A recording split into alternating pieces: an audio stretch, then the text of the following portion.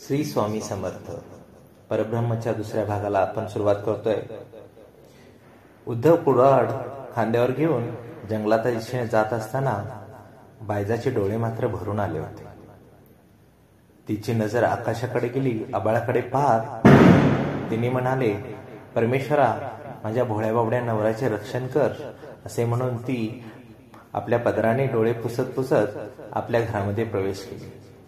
उद्धव मात्र देवाचे नामस्मरण करत करत असताना जंगलाच्या दिशेने त्याची पावले जात होती आणि एक योग्य झाड शोधत देवाचे नामस्मरण करत तो इकडे तिकडे पाहत असतानाच त्याला एक उंच भले मोठे झाड त्याच्या नजरेस पडले आणि तो आतून आनंदाने प्रसन्न होऊन देवाचे आभार मानत त्या झाडापाशी गेला। इकडे घराकडे बायजा आपली नेहमीची कामे उरकून पुन्हा वाड्यावर जाण्याच्या तयारीसाठी तिची लगबग चालू होती। तिची सर्व कामे आटपून ती पटवर्धनाच्या वाड्याकडे निघाली। जंगलामध्ये उद्धव त्या भल्या मोठ्या झाडाजवळ थांबून परमेश्वराचे आभार मानत होता। थोड्या वेळ इकडे तिकडे पाहून तो झाडावर चढला। झाडावर योग्य फांदीच्या दिशेने तो आपली कुऱ्हाड चालवायला सुरुवात केली आणि पाहतोय तर काय, तो कुऱ्हाड चालवत असताना अचानक त्याच्या हातातून कुऱ्हाड निसटून खाली कोसळली। कुऱ्हाड खाली पडलेले पाहून उद्धव थोडा भांबावला, कारण कुऱ्हाडीची दिशा त्याला लक्षात नाही आली।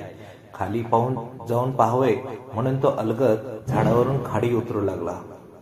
उद्धव अलगद झाडावरून खाली उतरला। इकडे तिकडे पाहतो तर काय, कुऱ्हाड एका वारुळावर जाऊन पडली होती। उद्धव त्या वारुळाजवळ गेला आणि पाहतोय तर काय, एकदम त्याला नवलच वाटले, कारण ज्या ठिकाणी ती कुऱ्हाड पडली होती त्या कुऱ्हाडीच्या बाजूने रक्त वाहतेले त्याला दिसले। काही क्षण अंगावर काटे आले। घाबरून उद्धव इकडे तिकडे पाहू लागला।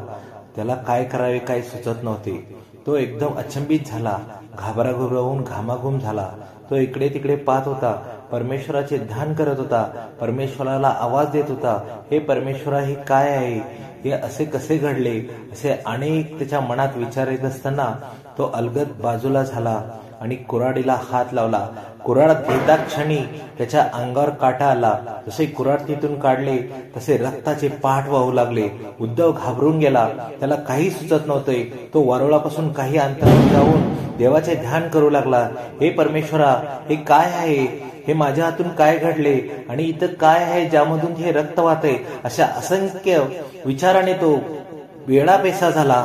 त्याला काही सुचत नव्हतं। तो फक्त परमेश्वराचे ध्यान करत होता, परमेश्वराला आवाज करत होता, हे परमेश्वरा, हे काय आहे, हे काय आहे, हे परमेश्वरा, हे काय आहे, असे अकांताने तो ओरडत होता। इतक्यात त्या वारुळातून एक भव्य प्रकाश प्रकट झाला।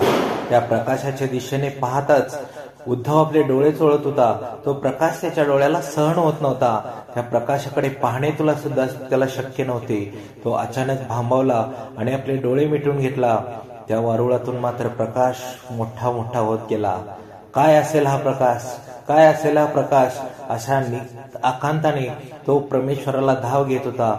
वारुळातून मात्र प्रकाश हळूहळू हळूहळू तेजपुंज होत गेला आणि वारुळाची माती हळूहळू बाजूला होत होती आणि त्यातून एक दिव्य अशी एक व्यक्तिमत्व, एक दिव्य अशी ज्योत त्यामधून निर्माण होत एक आगळी वेगळी तेजपुंज व्यक्ती त्यामधून प्रकट झाली।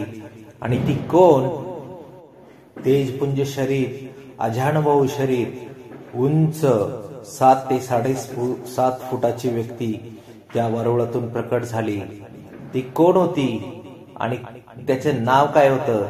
या सर्व प्रश्नांची उत्तरे लवकरच आपल्याला मिळतील। पुढे आपण पुढच्या भागात पाहूया ती कोण होती व्यक्ती आणि त्या वारुळातून कोण प्रकट झाले, प्रकट होण्या अगोदर ते कोण होते, अशा अनेक प्रश्नांची उत्तरे तुम्हाला पुढच्या भागात मिळतील। म्हणून हा भाग यानंतर पुढच्या भाग सुद्धा तुम्ही कंटिन्यूज ऐका, जेणेकरून तुम्हाला त्या महान श्री स्वामी समर्थांची लीला तुमच्यापर्यंत पोहोचवण्याचा मी प्रयत्न करत आहे। श्री स्वामी समर्थ, जय जय स्वामी समर्थ।